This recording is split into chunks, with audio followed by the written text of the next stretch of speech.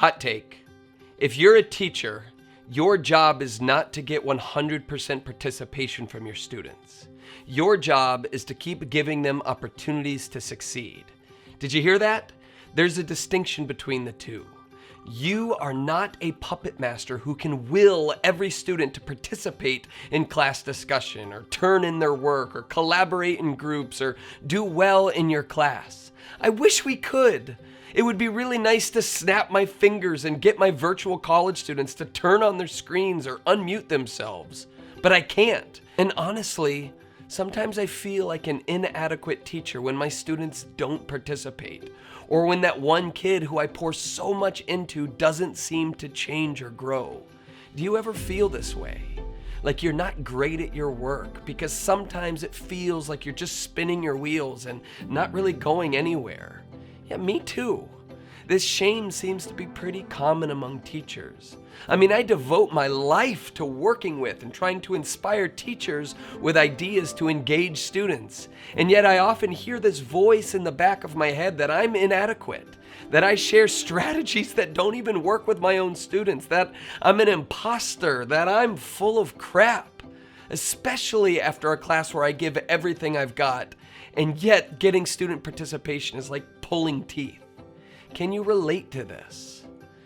But then I'm reminded of the fact that my job is not to get 100% participation from my students. My job is to keep giving them opportunities to succeed. That's where I have influence. And I find when I internalize this, when I believe this, I'm released of this pressure for results, and I can focus more on the process. I can be better at making those opportunities for students become more engaging and inspiring more participation. And if at the end of the day I do this, I feel like my students were in an environment where they felt comfortable learning and I gave them opportunities to succeed, I have done enough. Whether they actually take me up on these opportunities is beyond my control.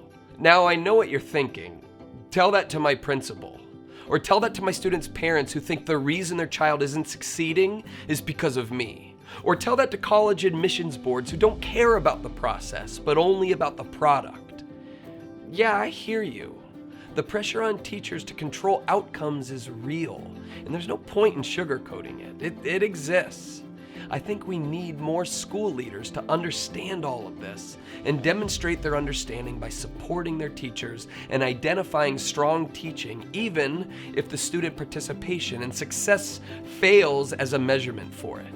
I think teachers and other educators need to keep finding ways to communicate to parents what kind of work is actually happening in the classroom, helping them see that the opportunity for success is present and their student isn't yet taking advantage of it. Maybe this is a class newsletter or more regular phone calls home or just getting better at communicating to parents, but really letting them know what's going on in your classroom and that you need their support and help getting their children to take advantage of opportunities. And for college admissions boards and standardized tests, we just need them to read the room and realize that test scores only give a snapshot of student and teacher success. But if you're a teacher, a lot of this is out of your control. A lot of this pressure is external and you can only influence so much. So maybe today, let's just eliminate that internal pressure. You work in a system that needs improvement and will hopefully keep moving forward. But in the meantime, maybe you just need to release yourself of the pressure to be perfect. Maybe it's time to shut that voice up that says that you are inadequate because you're not getting 100% participation from your students. And instead be reminded that 100% participation is not your job and not even possible. And your job is actually to use your expertise to keep giving students opportunities to succeed. If you're doing that, you're doing enough. So rest in this. Take off that burden of this pressure, and you might find that you have more capacity to be a better teacher.